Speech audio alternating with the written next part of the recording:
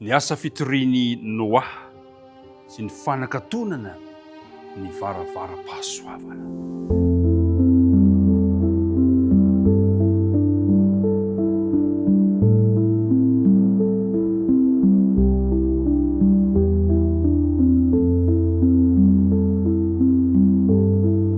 Arabaina isika rehetrarehetra tafahoana soamatsara amin'ny zao maraina izao, tratran'ny maraina samitain'Andriamanitra daholo tsika tsirairay avy ary faly indray miaraka andinika ny tenin'Andriamanitra. Tononoko mandrakariva ho anao ny fiadanan'ny Tompo.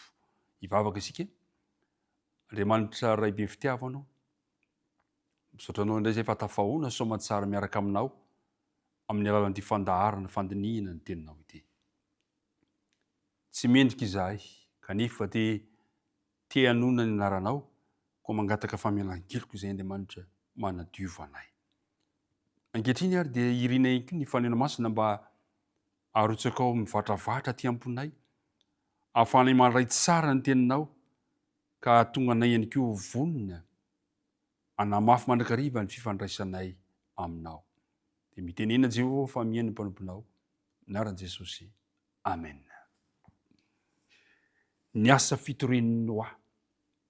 Raha vao miresaka hoe Noa isika dia samby fiara zay tonga ho an-tsaina avy hatrany. Kanefa tena misy lesona lehibe ho antsika izany tantara Noa izany, ary mampieritreritra antsika sady ny hoe ny fanakatonana ny varavara-pahasoavana. I Petera dia nilaza fa maro mantsy no tsy vonona ny amin'ny fiverenan'i Kristy.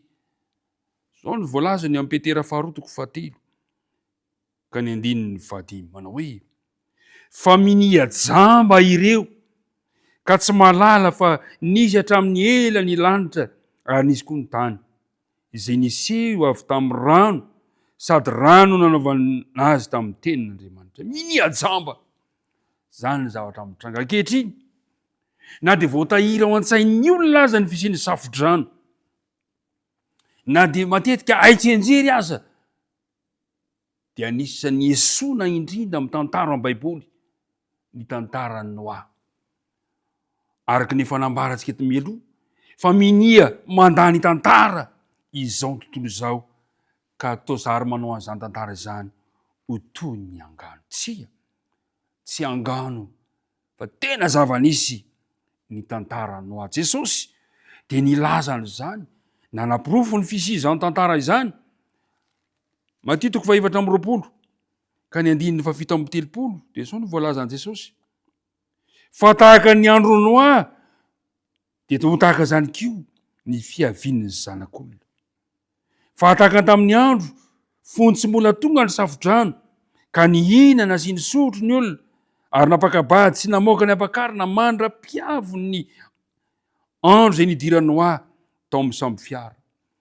Ary tsy fantany mandra-piavan'ny samby safodrano izay nandringana ny olona rehetra dia ho tahaka izany ny fiavian'ny zanak'olona. Zany ny zavatra mitranga. Ao amin'ny Genesis 1 dia ahitantsika tantara ihany koa. Genesis 1 manomboka ny 1 ka hatramin'ny 9 dia milaza fa mitombo ny faharatsiana. Tena zava-misy ry mpiara-midinika namana. Tena nisy ny tantaran'ny safodrano. Rehefa dinihana dia manana lesona lehibe, tena zava-dehibe ao antsika ny fisian'ny nanamboarana ny samby fiara. Zao ny voalaza ny bokin'ny Hebreo 1:10. Hebreo 1:10. Hebreo 1:10 ka ny 7 dia zao ny fanambarana manao hoe finoana no nanamboaran'ny Noa samby fiara amonjena ny ankohonany. Mahafinaritra ny planin'Andriamanitra eo amin'ny tsirairay avy. Manana fomba amonjena anao Andriamanitra, manana fomba amonjena ny ankohonana tsirairay avy Andriamanitra, ary teto dia ny samby fiara no nomen'Andriamanitra mba amonjena ny olona.